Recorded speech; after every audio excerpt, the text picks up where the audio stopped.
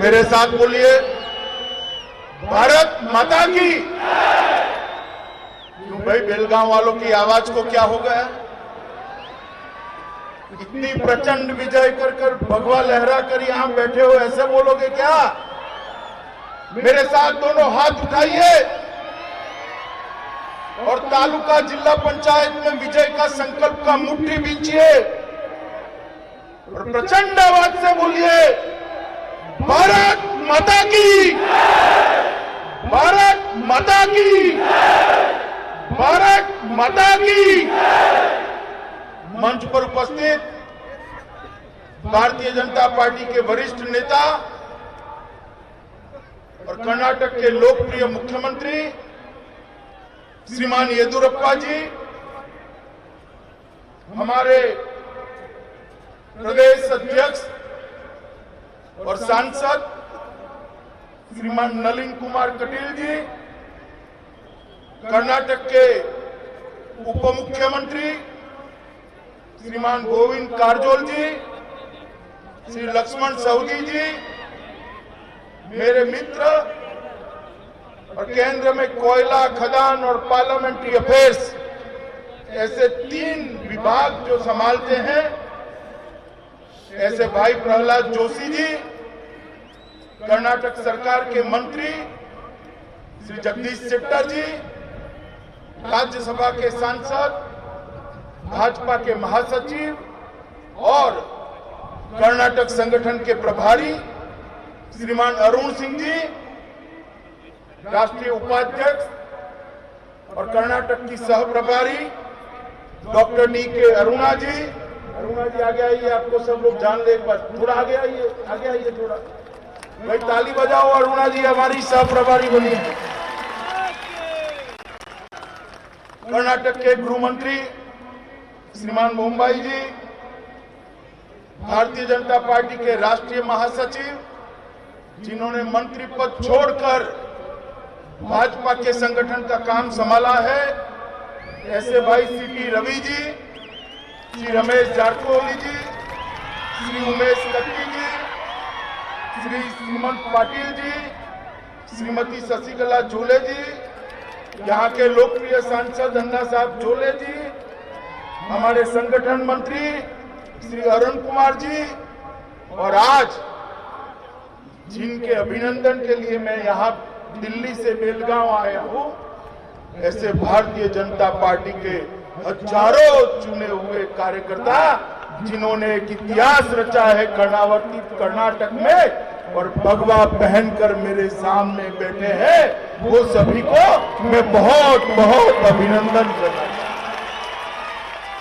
और आज बेलगांव के अंदर एक विराट जनसभा के अंदर उपस्थित भारतीय जनता पार्टी के सभी कार्यकर्ता भाइयों बहनों और बेलगांव के सभी मतदाता भाइयों बहनों, मित्रों, सबसे पहले तो मैं आप सभी को मकर संक्रांति की बहुत बहुत शुभकामनाएं देने आया हूं कि सूर्य नारायण मकर राशि में संक्रति कर गए हैं।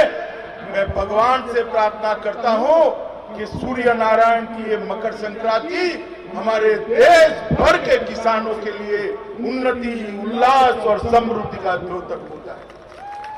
मित्रों, ये कर्नाटक भारत का एक गौरवशाली राज्य है और इसका इतिहास पूरे भारत को प्रेरणा दे पाए इस प्रकार का। आज मैं यहाँ मुंबई कर्नाटक के बेलगांव में बैठा हूँ। मैं जब यहाँ बैठा हूँ तब मेरे बड़ी मल्लम्मा को याद करे बगैर नहीं रह सकता। इन्होंने गौरवपूर्वक अपने पति के बाद अपनी स्वतंत्रता की लड़ाई लड़ी और इनका हसर, उनका वीरता और मक्कमता देखकर शिवाजी महाराज भी दंग रह गए थे। शिवाजी महाराज ने भी उनको बाद में उनका राज्य वापिस देकर इस क्षेत्र की स्वतंत्रता की सम्मान किया। मित्रों, कई सारे ऐसे लोग हुए जिन्होंने यहां से स्वतंत्रता की जोत जलाई। रानी चेन्नम्मा और क्रांतिवीर संगोली रायण्णा, इनको कोई कैसे भूल सकता है। अंग्रेजों के खिलाफ सबसे पहले स्वतंत्रता का आह्वान करने वाले ये दोनों वीर हुतात्मा यही भूमि के थे और उन्होंने ये लड़ाई लड़ी और रायोली संगठन ने भी अपनी जान की आहुति देकर देश के लिए अपना सर्वोच्च न्यौछावर किया। और कोइंसिडेंट देखिए, रायोली संगोली रायन्ना का जन्म 15 अगस्त को हुआ और मृत्यु 26 जनवरी को हुई। ऐसा शायद ही किसी शहीद के नसीब में आया हो। कितने सालों बाद देश आजाद हुआ और देश प्रजासत्ताक बना, दोनों तिथियां संगोली रायन्ना के साथ जुड़ी हुई। मित्रों, आज मैं वो सभी हुतात्माओं को मैं श्रद्धांजलि देना चाहता हूँ। मित्रों, आज मैं यहाँ आया हूँ तो हमारे मित्र सुरेश अंगड़ी जी को कैसे भूल सकता हूँ। उनका सदा हंसता हुआ चेहरा, पार्टी के प्रति समर्पण, रेल मंत्री बने तो बहुत बड़ी आशाएं उन्होंने बनाई थी कि सुरेश जी आने वाले दिनों में कर्नाटक के एक दिग्गज नेता बनकर आगे करियर बढ़ाएंगे, मगर ईश्वर को मंजूर नहीं था, वो हमारे बीच में नहीं रहे। मैं और येदुरप्पा जी हमारे प्रदेश अध्यक्ष अभी उनके घर पर जाकर आए हैं। ऐसे ही श्री रवि हिरेमठ और राजू चिकनगौड़ा जी हमारे बहुत अच्छे कार्यकर्ता, एक संगठन मंत्री और एक जिले का महामंत्री, दोनों नहीं रहे। मैं आज उन लोगों को भी श्रद्धांजलि देता हूँ। मित्रों, ये पूरा मुंबई कर्नाटक कन्नडिगा और मराठी संस्कृति का एक सुभग सुमेल करने वाला क्षेत्र। भारत की एकता और अखंडता यहीं से घोषित होती और हिंदुस्तानी संगीत के अंदर इस क्षेत्र के बहुत सारे गायकों ने बहुत बड़ा योगदान दिया है। पंडित सवाई गांधर्व हो, गंगूबाई हो, पंडित बसवराज राजगुरु हो, पंडित कुमार गंधर्व हो और भारत रत्न किंजल जोशी, ये सभी ने भी बहुत बड़ा योगदान दिया है। उन सभी को भी मैं आज याद करता हूँ। मित्रों, आज मैं जब यहाँ आया हूँ तो मेरा आने का मूल उद्देश्य तो यहाँ पर पंचायत चुनाव में जो प्रचंड विजय नलिन कुमार कटील और हमारे मुख्यमंत्री येदुरप्पा जी के नेतृत्व में हुआ है, इसकी कर्नाटक की जनता को और आप सभी चुने हुए प्रतिनिधियों को बधाई देने के लिए है। मित्रों, कुल 5670 ग्राम पंचायतों में चुनाव हुआ, इसमें से 3142 अकेले भाजपा ने 55% से ज्यादा ग्राम पंचायत में विजय प्राप्त करी है। मैं आप सभी को कहता हूं कि जनता के आभार के लिए एक बार जोर से ताली बजाकर कर्नाटक की जनता का आभार। कुल 86,183 पंचायत सदस्यों में से 45,000 से ज्यादा भारतीय जनता पार्टी के कार्यकर्ता चुन कर आए हैं। ये कर्नाटक की जनता का मैं तो बहुत आभारी हूं, क्योंकि मैं जब जब कर्नाटक आया, 14 में भी आया, 19 में भी आया और विधानसभा चुनाव में भी आया, आपने वोट से, कमल से हमारी झोली हमेशा भर दी है। इतना प्यार दिया है मोदी जी को कि इसका कोई ऋण कभी उतार नहीं सकता। और मित्रों, इसी के कारण आज मोदी जी की पूर्ण बहुमत की सरकार देश के अंदर बनी। मित्रों, ढेर सारे विकास के काम हुए, मगर मैं इससे पहले कुछ और चीजें बताना चाहता हूं। नरेंद्र मोदी सरकार ने 70 साल से कई ऐसे मसले थे जिसको कोई छूने की हिम्मत नहीं करता, उसकी ओर देखने की हिम्मत नहीं करता। क्या क्या कहते थे, आग लग जाएगी, ये हो जाएगा, वो हो जाएगा।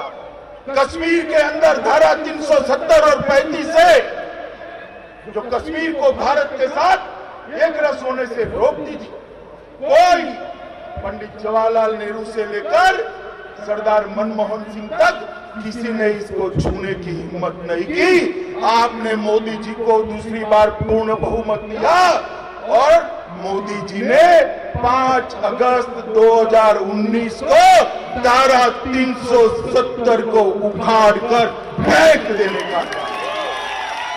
और आज हमारा कश्मीर भारत का अभिन्न अंग है और हमारा तिरंगा आसमान को छूते हुए गौरव के साथ कश्मीर के गगन में लहरा रहा है। धारा 335 को भी समाप्त। मित्रों, अभी राम जन्मभूमि का शिलान्यास हुआ। 550 साल से दुनिया भर के करोड़ों लोग ये आस लगाकर बैठे थे कि कोई तो आए और राम जन्मभूमि अयोध्या के अंदर प्रभु श्री राम का भव्य मंदिर बनाए, मगर टलता गया, तारीख पे तारीख, मुकदमे पे मुकदमा, इसका कोई रास्ता नहीं निकलता था। आपने दूसरी बार मोदी जी को पूर्ण बहुमत दिया। मोदी जी ने राम जन्मभूमि का शिलान्यास कर राम जन्मभूमि का रास्ता प्रशस्त किया। कांग्रेस और विरोधी दलों ने जितना हो सकता था इतना विरोध किया, मगर मैं आज कहता हूं कुछ ही सालों के अंदर, कुछ ही महीनों के अंदर गगन को छूता हुआ प्रभु श्री राम का मंदिर अयोध्या के अंदर बनता हुआ हम सब हमारे जीवन काल में। आजादी के 70 साल के बाद भी करोड़ों लोगों की भावनाओं को कोई सम्मान नहीं करता था। देश के नेता नरेंद्र मोदी जी ने इसी प्रकार से सालों से हमारी मुस्लिम बहनें ट्रिपल तलाक का भोग बनती थी, उनके साथ अन्याय होता था, उनको कोई बचाने वाला नहीं था। आपने पूर्ण बहुमत दूसरी बार नरेंद्र मोदी जी को दिया। मोदी जी ने ट्रिपल तलाक को भी उखाड़ कर फेंकने का काम किया और आज मुस्लिम बहनों को भी न्याय मिल रहा है। मित्रों, 2014 के पहले देश की स्थिति क्या था? भ्रष्टाचार, अर्थतंत्र पटरी से उतरा हुआ, अनिर्णायक सरकार और देश की सुरक्षा ऐसी थी कि कोई भी आलिया मालिया जमालिया आकर हमारे जवानों का सर काट कर ले जाता था, कोई बोलने वाला नहीं। आपने मोदी जी की सरकार चुनी।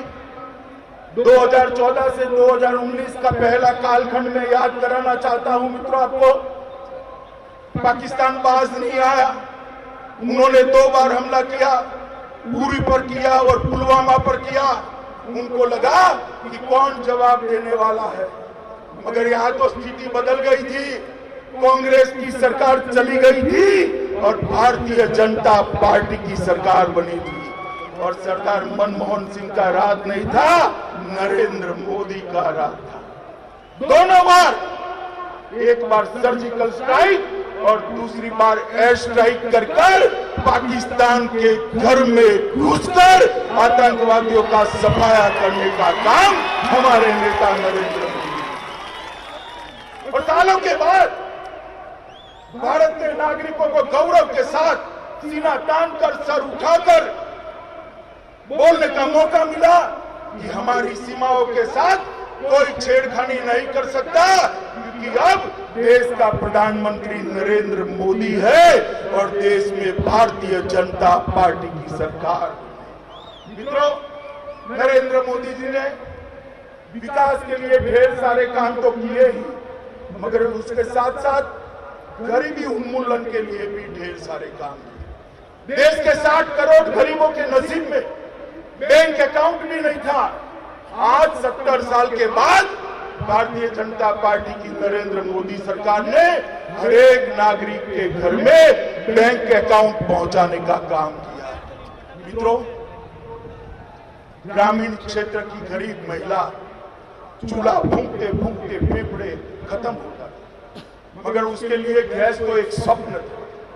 आज मोदी जी के कारण 13 करोड़ गरीब परिवारों के घर में गैस का सिलेंडर पहुंचाने का काम भारतीय जनता पार्टी के नेता नरेंद्र मोदी ने किया।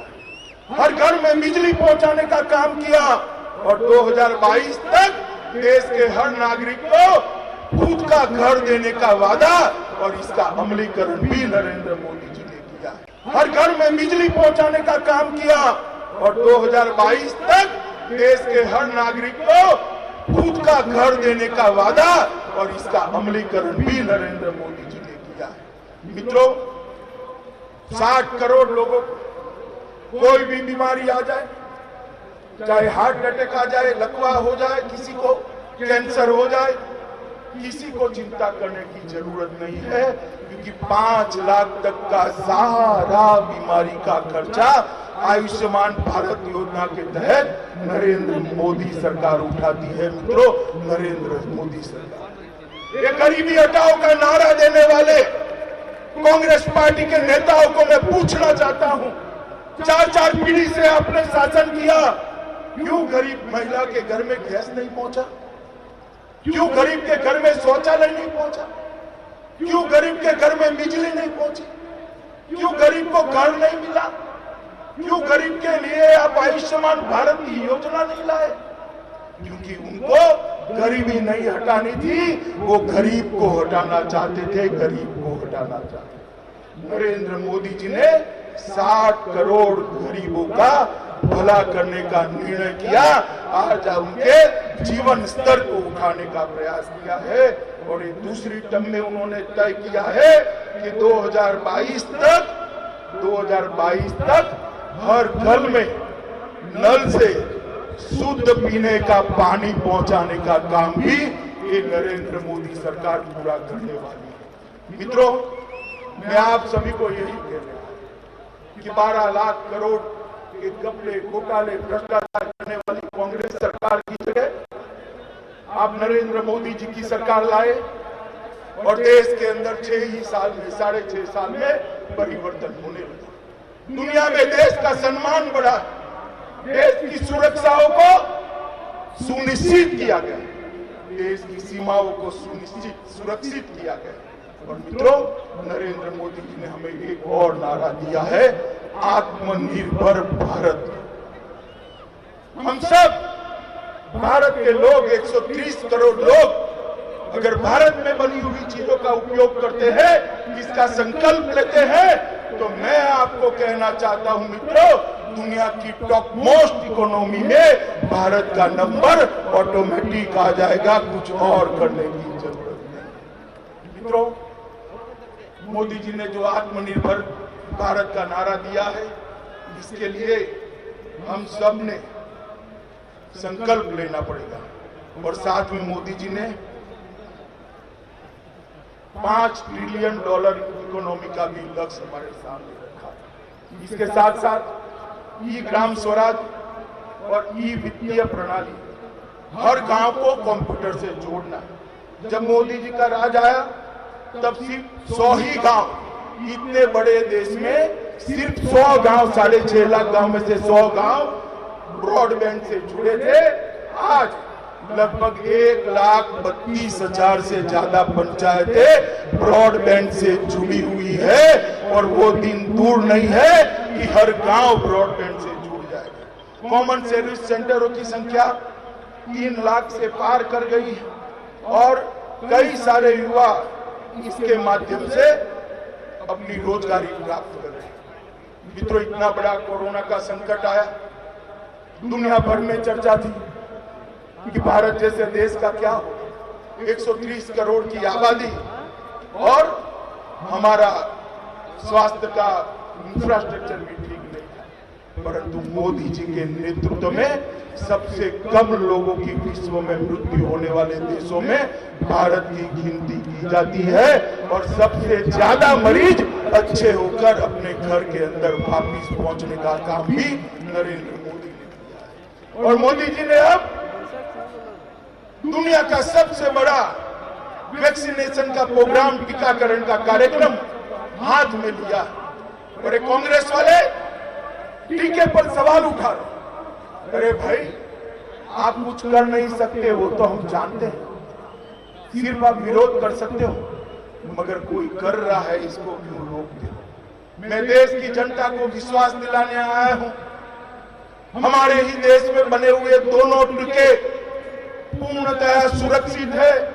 मोदी जी ने स्वयं इसकी निगरानी से ये पूरे टीकाकरण के कार्यक्रम का आयोजन किया है। मित्रों, कांग्रेस की बातों में मत आना।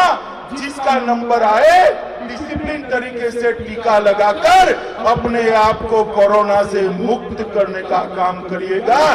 देखते देखते देखते पूरा देश कोरोना के भय से मुक्त हो जाएगा। इस प्रकार से भारत कोरोना के खिलाफ एक सुरक्षा कवच भी बना देगा। मित्रों,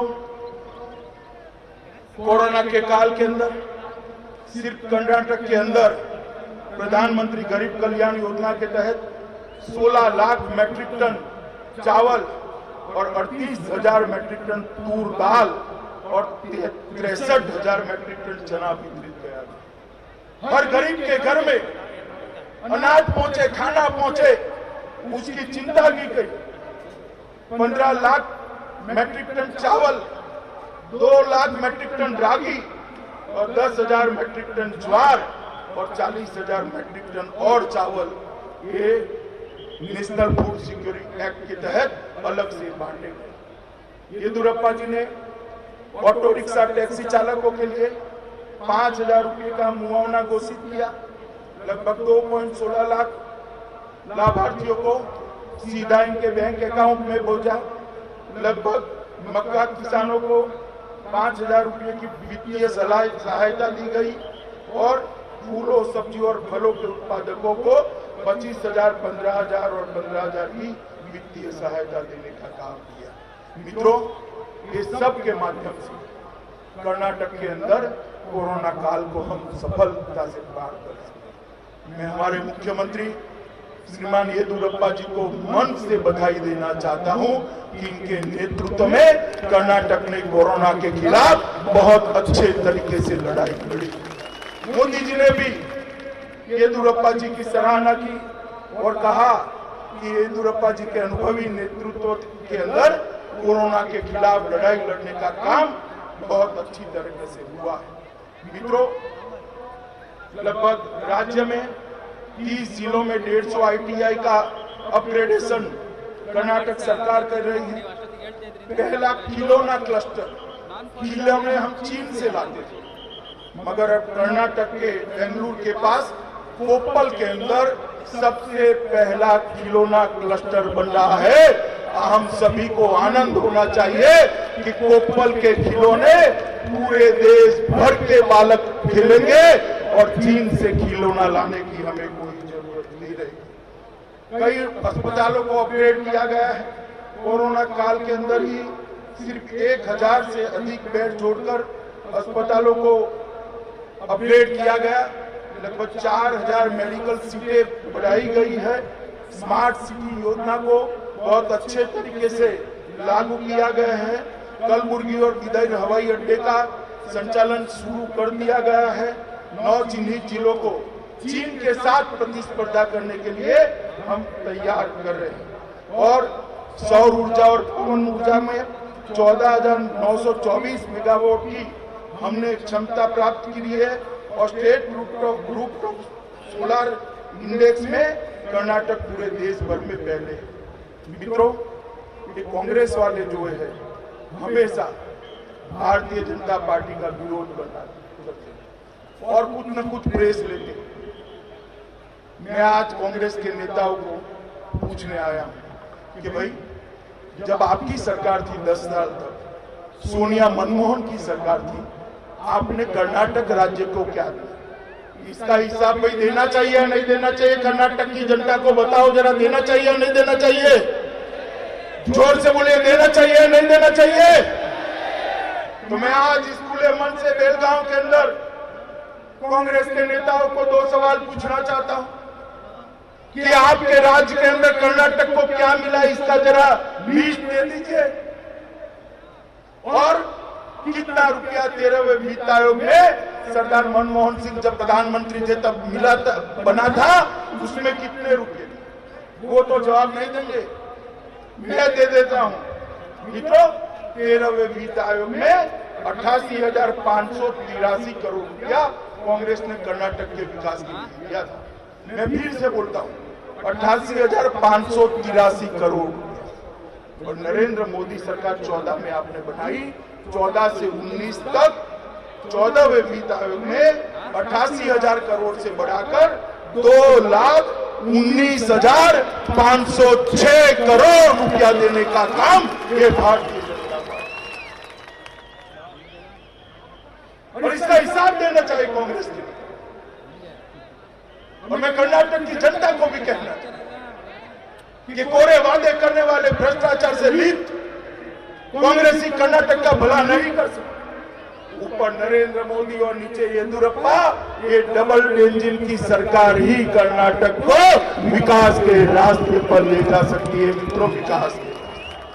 और ये जो पंचायत के चुनाव आए, ये पंचायत के चुनाव इसी बात का द्योतक है कि नरेंद्र भाई और येदियुरप्पा की जोड़ी को कर्नाटक की जनता ने थप्पा लगाकर आगे बढ़ाने का फैसला किया। आज कर्नाटक की जनता को इस कार्यक्रम के या इस सभा के माध्यम से कहना चाहता हूं कि आने वाले दिनों में तालुका पंचायत और जिला पंचायत के भी चुनाव आने वाले, मगर मित्रों 55% ये तो कुछ टेक्निकल कोर्स में पासिंग मार्क होता है, पासिंग मार्क होता है।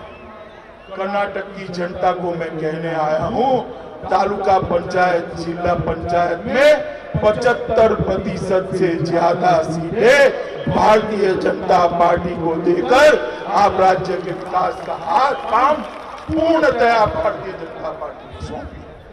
मित्रों, आज मेरा भाषण समाप्त करने के पहले फिर से एक बार हमारे स्वर्गस्थ नेता भाई सुरेश अंगड़ी को, राजू चिकनगोड़ा को और रवि हिरेमठ को मैं श्रद्धांजलि देकर मेरी बात को पूरा करता हूं। और आप सबको भी हृदय से फिर से एक बार बहुत बहुत शुभकामनाएं देता हूं। हर गांव के लिए आप 5 साल तक काम करिए और कर्नाटक और भारत की विकास यात्रा में जुड़िए। मेरे साथ सभी लोग दोनों हाथ उठाइए दोनों, और तालुका जिला में विजय के संकल्प की मुट्ठी बींचिए और प्रचंड आवाज से बोलिए, भारत माता की, भारत माता की, भारत माता की, वंदे वंदे।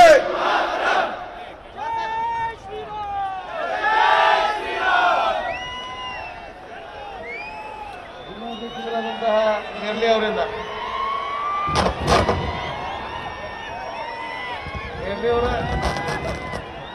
नमस्कार, मैं हूं मानक गुप्ता।